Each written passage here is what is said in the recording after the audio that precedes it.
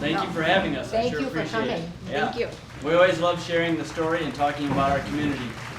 Again, this is, we got the honor of having Quentin Babcock here. He's the mayor of Oak Harbor. You've been the mayor for how many years? 2.5. 2.5 years, so youngest mayor in Ohio. Oh, really? I am told. So we don't really have a set agenda or presentation. It's just, we just wing it every time. Quentin and I have been doing this for a few years now, but in front of you, everyone should have a little brochure that we developed over the years. Our group is called the Oak Harbor Development Group. It was actually established by council and the mayor, Fred Conley. Anybody remember Fred Conley? Yep. When he was the mayor. He brought a group of us citizens and business owners together back in 2012. And the village of Oak Harbor invested in some surveys and some engineering studies to figure out how can we improve Oak Harbor? How do we make Oak Harbor more attractive and a more pleasant place to live? And so they did some surveys and created a presentation. And they made that investment, and then they said, okay, now what? We've got all this information, all these great ideas, what do we do? So then they decided they needed to make or put together a group of people, and we called ourselves the Village of Oak Harbor Implementation Committee. So that's how we first started. Then eventually we became our own 501c3 nonprofit group, and now we are called the Oak Harbor Development Group. So that's what that brochure is here in front of you. It also has a little insert if you decide that you'd like to be part of our group as a member or even as a founder. There's quite a few companies and businesses and members of the community that are founders, and that's where a lot of our funding comes from, is from our founders program. So that's the Oak Harbor Development Group, what we are. So what I'm going to try to do, I put one of these on every table. I didn't expect so many. I figured maybe 5 to 10 of you. So that see 20 or 30 of you, that's great. But I'm going to try to answer what and who is the Oak Harbor Development Group. I think I just covered that. So our job, again, is to try to implement all the ideas that the surveys have shown us that we feel are needed and wanted in our community. So that's what the Oak Harbor Development Group is all about and what we're structured to do. Question number 2 is, where do the project ideas come from? And then number 3 is, where does the money come from to do the project? And number 4 is, when will we get to see some of these projects get built? So these projects, again, come from surveys that we've done throughout the community. And then sometimes they start with little post-it notes with little ideas like this. Sometimes they're just little bar napkins. And then it goes into, well, let's take an aerial photo of our park. And then we start scribbling little paths and little ideas on the aerial photos, and then we jot down some more ideas. And then if we think it's a valid idea, then we start hiring engineers. If we can raise enough money, which we did. We put this out on Facebook, and we raised over $2,500 from donations through the community that thought this was a good idea. We hired an engineering firm, then they designed the path with our assistance and involvement, and this is actually done. I don't know if anybody's been to the Veterans Park in the last 6 months, but this path now is existing. And there's a little bridge here. That was the last link to get accomplished. That just got done and completed 2 weeks ago. So now we have a full fitness trail around the park, and eventually this could web into more an expanded fitness trail. But along the fitness trail, we want to do exercise stations and stretching stations and more benches. Yeah. Yep. So as you use the fitness trail, it's not going to be just a boring trail. So that's why we think the ideas of different fitness stations and exercise stations throughout the trail can help.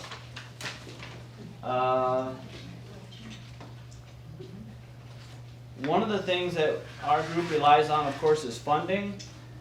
Right here in this spot is what we call the tot lot. This is a fenced-in area where families can go with their younger kids, and there's smaller playground equipment in here, and it's fenced in. So if you're a mom or a dad reading a book, you don't want your little toddlers running off, right? So that's why it's all fenced in. Our church here, the Endowment Trust Fund, has donated $17,500 over the last 5 years to projects like this one, and you'll see our church's name on this project. And you'll see new playground equipment, you'll see picnic tables in there, benches, trash cans, and a nice canopy, a shade canopy. All of that you could be very proud of. That was almost 100% funded by our church here at St. John's, by the Endowment Trust Fund. So thank you very, very much. So that's one of the sources that we get our money from, and very, very appreciative of what you guys have been able to provide for us. Let's move on to, so on the brochure you'll see the Riverfront. The Riverfront has been a big point of discussion. Everybody says we need to do more along the Riverfront. Back to that, that's a walking trail, not a bike. It is officially a walking trail. Okay. Can you put a bike on it? Yes. Signs say don't. There were some, we wanted it to be in a wider trail. Funding limited it to a 6-foot wide trail. Officially, a bike trail should be 10 feet wide. And it's how long around? It is 0.6 miles at this date. It can be expanded, and our future goals do have ideas to expand the trail to be more than 0.6 miles. Okay. So right now it's one continuous loop, 0.6 miles from start to finish. But yes, if you are a biker, you can use that trail unofficially. Pedestrians have the right of way. So if I get stopped, I can say Mike Shadone said, I can. That unofficially. Was anybody part of this group? So there were other groups just like the Oak Harbor Development Group over 20 years ago. Yes. Connie? Yep, from the Yep. bank, Yep. the national bank. This is over 20 years old. They did a nice rendering of what the riverfront could look like. So these aren't new ideas. A lot of the ideas that we're doing are just ideas that have been around for a long time, but the groups prior to us, you're always going to have obstacles. We have endured many, many, many obstacles. Just to get trash cans, flower pots, and benches downtown took about 2 years of obstacles. It wasn't just the funding. The funding was the easiest part. It was convincing council, convincing community members of the color, the size, the location, how many, and is it a worthy project? Shouldn't we be focusing on the floods and everything else? So, yeah, so many, many obstacles quite often have shut down groups like this in the past. Fortunately, we've been able to endure all of that and keep moving forward. So we've taken these older drawings now and have been able to raise money, get a little bit more professional. But again, it all starts with pictures, just handwriting. I just scribbled. We all sat in meetings and we scribbled some ideas. This is just a pen on top of a photograph that somebody, an aerial photograph of our front. But years ago, we thought, wouldn't it be nice to have an overlook area, a deck to fish off of and just watch the birds? Well, that now exists. Wouldn't it be nice to have a place to launch your kayaks? That now exists. Wouldn't it be nice to have a boardwalk that looks something like that? That is now proposed, and we do have some funding, and Quentin will touch on that. We need more funding. Wouldn't it be nice to have an amphitheater? Now, if we have an amphitheater downtown on the riverfront, you could have weddings there, you could have church services, you could have musicals, maybe a play, bands, concerts, all kinds of fun stuff. So again, we, because of our founders program and the donations that have been given to us, we were able to hire an engineering firm, and they created this overhead drawing.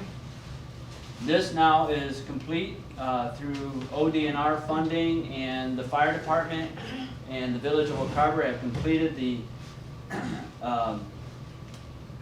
kayak launch, which is ADA accessible. So if you're even in a wheelchair, you can launch your kayaks from this site. And now we have 2 of them, the only ones on the Portage River that we're aware of. And then we have the overlook deck here, and again, ADA accessible to all of this. Now that is our anchor. We're hoping to move this way with the boardwalk, eventually an amphitheater, maybe a shelter house at the top of the hill. And then this building is the old Gordon Lumber Building. The old Gordon Lumber Building was erected in 1900 by Washington Gordon, the founder of Gordon Lumber. So that building has some historical value in the future. We're hoping that we can make that into something. And across the road here, maybe a nice gateway. And again, all of these ideas come from other communities, and they come from us just finding other things that we think would look great in Oak Harbor. There's the kayak launch that we have. There's actually a wheelchair and a person actually getting into a kayak using that launch. We have 2 of these launches now. There's an example of a boardwalk in another community. Here's an example of shelter houses. This one's down in Kentucky. Here's an enclosed shelter house that we have proposed for right here. This one could actually have facilities in it, maybe restrooms, maybe even a kitchen for different events. This one is in Fallen Timbers. This is Huron, Ohio. They have a nice amphitheater cut into their hill down at the marina with a stage at the bottom. So these ideas, and you'll actually see this picture on our brochure. These are ideas of different gateways. So when you come into town from Fremont, coming 19 over the Veterans Bridge, we'd like to have a nice gateway that welcomes you into our community. So different ideas of that. The old Gordon Lumber Building. I love the look of this building. This is actually the Harley-Davidson building, and this is down on 250 in Sandusky. It looks like an old wood mill. I like the way that looks. I think this building could look like that. There could be Riverfront loft apartments upstairs, a nice dining venue or a brew pub or something downstairs with a deck right out onto the water. If this could be done and all of this could be done, that literally would change the dynamics and the looks of Oak Harbor. So a lot of exciting things happening there. Here's a really pretty rendering of what it could look like. The river walk. This is all called sheet pile. That would protect our shore from continual erosion. Here is the amphitheater. There's the stage at the bottom. Here's the shelter house at the top of the hill. Here's the Gordon Lumber Building with some improved enhancements. And maybe even some additional docks down there by the Veterans Bridge.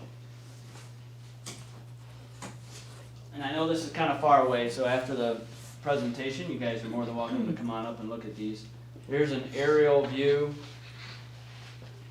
This is actually more enhanced now, so all of this is done. It's not in this picture, but here's where we're looking to improve with the funding that we have coming from the state. And then the next phase would be the amphitheater and the shelter house. There could be an enclosed shelter house here with facilities. And then again, this is the old Gordon Lumber Building with some improvements drawn onto it. I think the architect got a little ambitious here with this marina, but because our bridge right here at Veterans Bridge is a little low for some of these boats, but Jet skis, pretend they're jet skis. yes, jet skis and pontoon boats, sorry. And then, another gateway here with maybe even a crosswalk and a traffic signal or something to safely allow pedestrians to go to and from.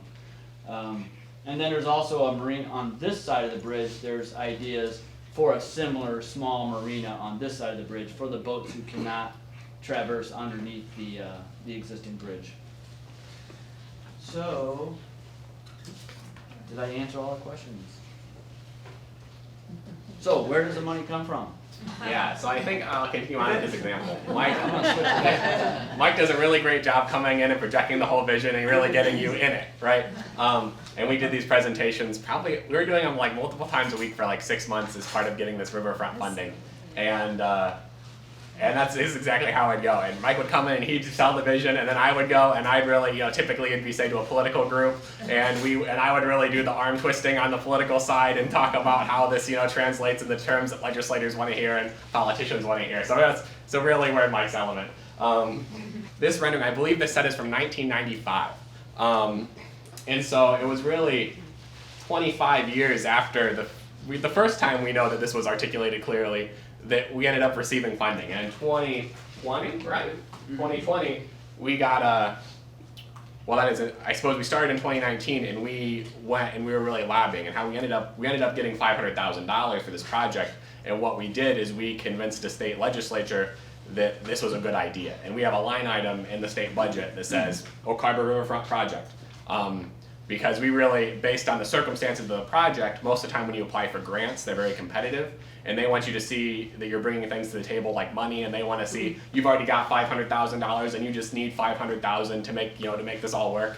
Well, we don't have, we have approximately $0 and we need money to do anything. So that the better route for us was to convince, politicians essentially that this was something that they should fund, which we did.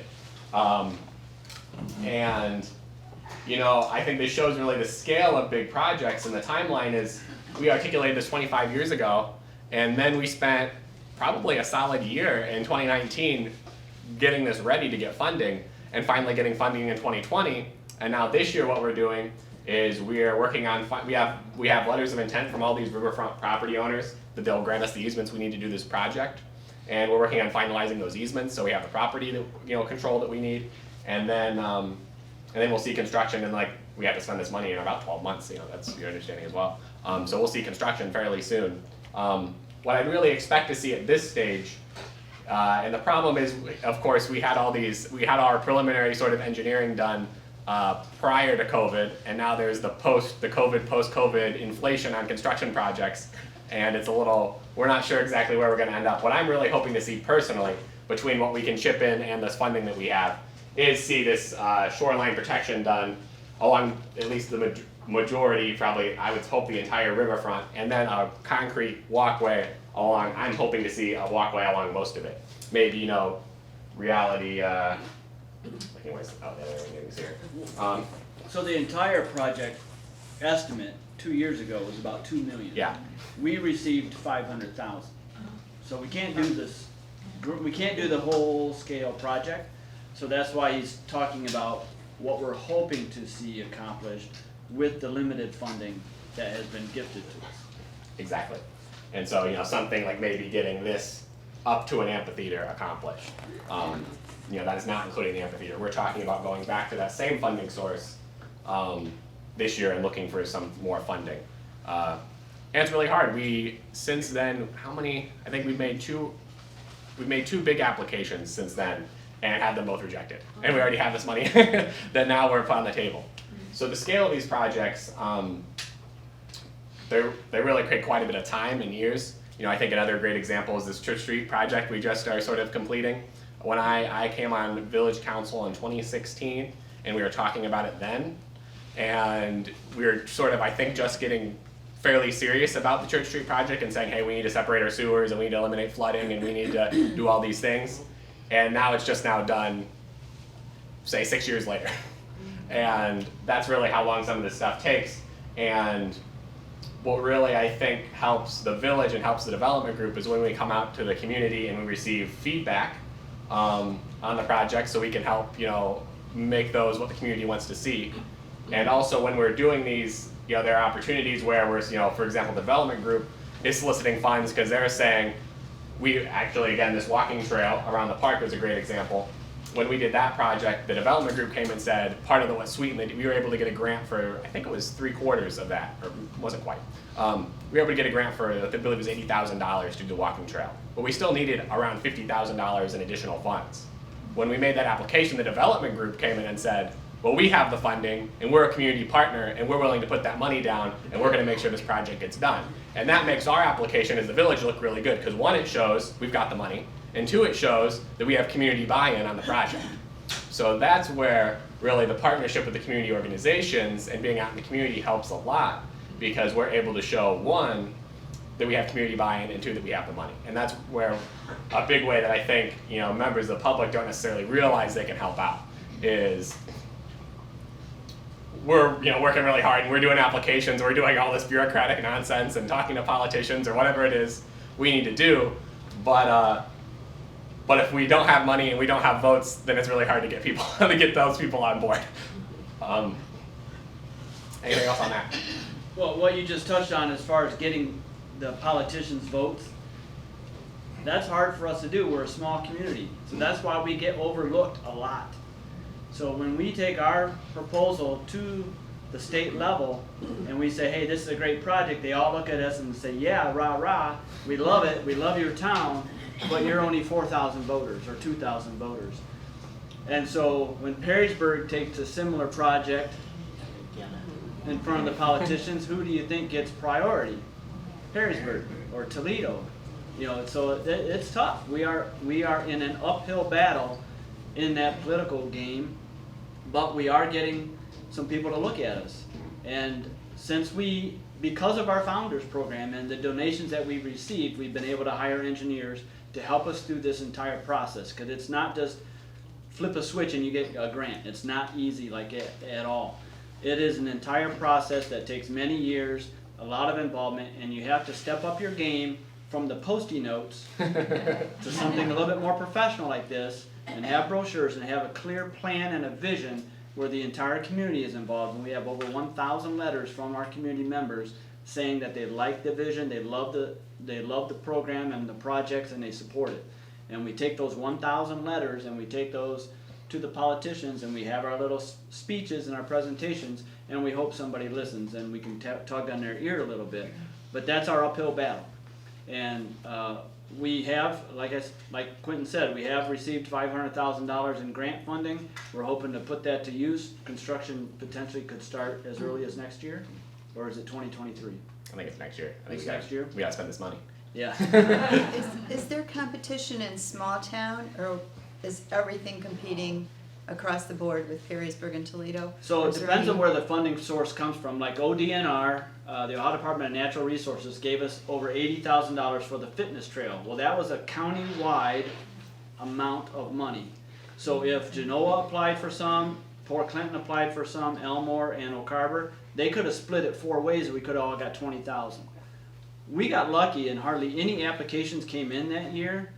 It was basically us versus Port Clinton, and they gave the entire amount to us, which is unusual. For a fitness or for a For the development? fitness trail, for the fitness trail Identified specifically. as fitness. Now, the fitness trail specifically cost about $130 to $150 is what the estimate was. So then the town needed to then come back and come to our group and say, hey, we just received $88,000 or 84, whatever it was, Yep. 80 some odd $1,000 from the ODNR. We're going to need almost $50,000 to complete the trail and make it come to fruition. And we said we're in. So we raised the money through donations and contributions, and that is the matching funds that we provided to the village to accomplish the fitness trail. But without our community's support donating to our group, the village would have not have been able to do that project. And if you ever get awarded money and then can't successfully make that project come to fruition, you probably will not get money anytime soon. So that's just the ODNR grant. What he's talking about for this bigger one is the state of Ohio has a capital improvement program, which is a couple $2 billion throughout the entire state. And then throughout the state, they break it up into smaller segments, and then your legislators fight for those little projects throughout their little territories. Yeah. So our territory is DJ Swearingen and Teresa Gavarone currently. So we were looking at, on that specific example, it's a little weirder because your legislators will bring projects they want to see to the whole legislature. So you're competing, so in the states of our state representative, he represents Erie and Ottawa counties. We're competing against Ottawa County plus Sandusky and Vermilion and those folks. And then likewise, we got to get our state senator involved, and she represents Erie, Ottawa, Wood, some of Fulton, some of Lucas. So you're competing with whoever she happens to have. And our state legislators are, I've had very good experiences working with them, and I think they do they're making sure they get somebody from each county, but ultimately still, if somebody, say, from Fulton County comes up with an outstanding idea that they really think needs funded, then you are competing with that. So yeah, it goes, depending on the pot of money, you can compete against some interesting people. Another example of that is this year they had a grant for kayak launches for the Portage River, and we applied for one out at the fairgrounds because we have one here. We want to now do destinations upriver and downriver, so we thought the fairgrounds would be a great one because they already have a site there that's perfect for it, that's well protected on the river. So we applied, so did Elmore. Elmore got it, we did not. So that's 2 years in a row that we did not get funding for a kayak launch at the fairgrounds, but every year we will try again. And that's from state level? That you'll come? was state level at ODNR again, yep. So again, they have pots of money, and then you do have to fight for it. What about developing the docks and stuff? Do we have to, is that already been approved, the waterway? No, anything that we wanna do in the water gets even Right. more complicated. Right, so that's not, None of that that step is hasn't approved. come yet, okay. What we're able to do down there with the kayak launches, it's called seasonal, it's not permanent, they get removed in the winter. Anything that's seasonal is a lot easier. Once we drive piles into there and make it permanent, that's a whole nother ball of wax with the Army Corps of Engineers. So they do not want us disrupting water flow and fish and wildlife and things like that. So it gets very complicated if you want to do permanent structures in the water, or if you want to encroach into the water or change the elevations of banks, things like that. So there's a lot of engineering that needs to be done, and that's one of the things that makes this project so expensive, is that there's a lot of upfront engineering. Yeah, a lot of groups get involved when we touch the water. Right. And bike Is trail, a and floating dock? so permanent? floating docks are great. They Seasonal. love seeing those. Yep. So things that can go in and out and they're floating. Yeah. There's a lot less. You're not muddying the water. Right. Right.